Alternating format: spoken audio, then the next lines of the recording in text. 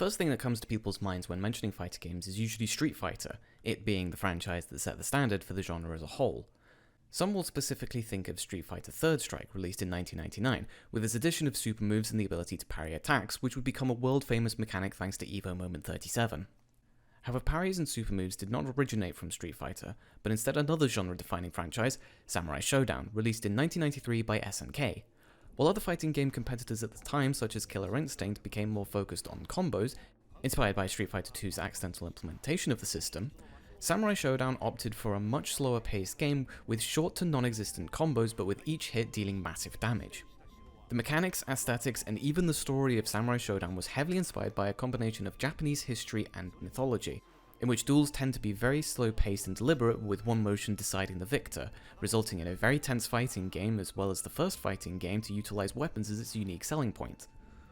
The story of the game takes place 140 years after the historical events of the 1637 Shimabara Rebellion, where the Christian minority, who were oppressed at the time, began an uprising and took the recently constructed Shimabara Castle. The shogunate sent a force of 125,000 troops to suppress the rebellion and slaughtered 37,000 Christian rebels and sympathizers in the process, along with beheading their leader Amakusa. In the game, however, an evil entity from another dimension named Ambrosia resurrected Amakusa in order to steal an arcane artifact from the fictional village of Greenhell to create a portal that would allow Ambrosia to enter the world.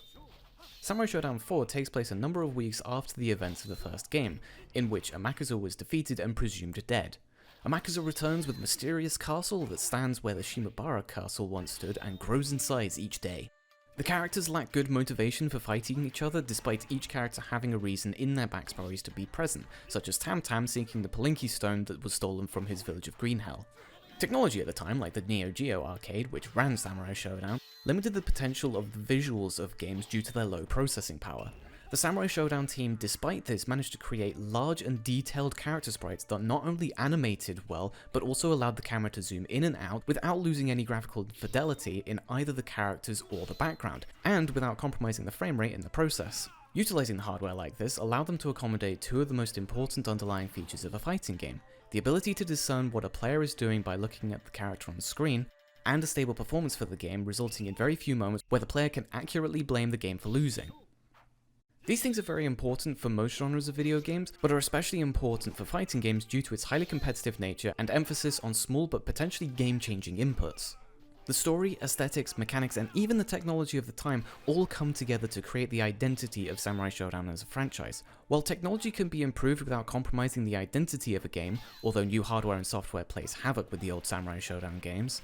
if any other aspect were to be changed, then it would affect the game as a whole. This is mirrored by Jesse Schell's Elemental Tetrad, which illustrates how these elements are all interconnected in games. Nowhere is this more obvious than with how Samurai Shodown was developed in such a way that it felt like an apology for the previous title, Samurai Shodown 3, which dramatically changed the way the game was played. It featured the ability to block in the air, duck and crawl to avoid certain attacks, and added the ability to grab opponents while airborne.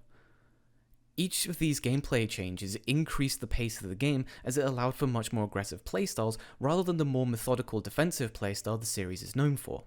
This, coupled with the darker colour scheme, harsher tones, more muscled looking character sprites, and the removal of more light-hearted, jokey characters, resulted in the game having a much more moody and serious atmosphere, and players feeling as though it was a part of a different franchise altogether. Samurai Shodown overall is relatively easy to learn as far as fighting games go.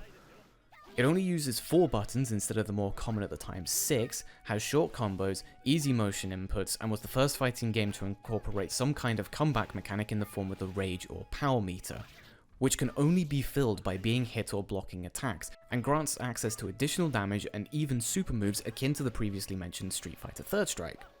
However, Samurai Shodown 3 and 4 allowed the player to choose between 2 versions of their characters, slash or bust, the difference between these being that the 2 versions have access to different special input moves. The player can also select a difficulty mode that affects the player themselves rather than the AI, which is a more typical change with difficulty selection. Beginner's class has the game block 5 attacks on the player's behalf, upper grade prevents the player from blocking at all, and medium grade acts with no changes. None of these aspects are explained within the game and are counterintuitive to making it easier for new players to learn.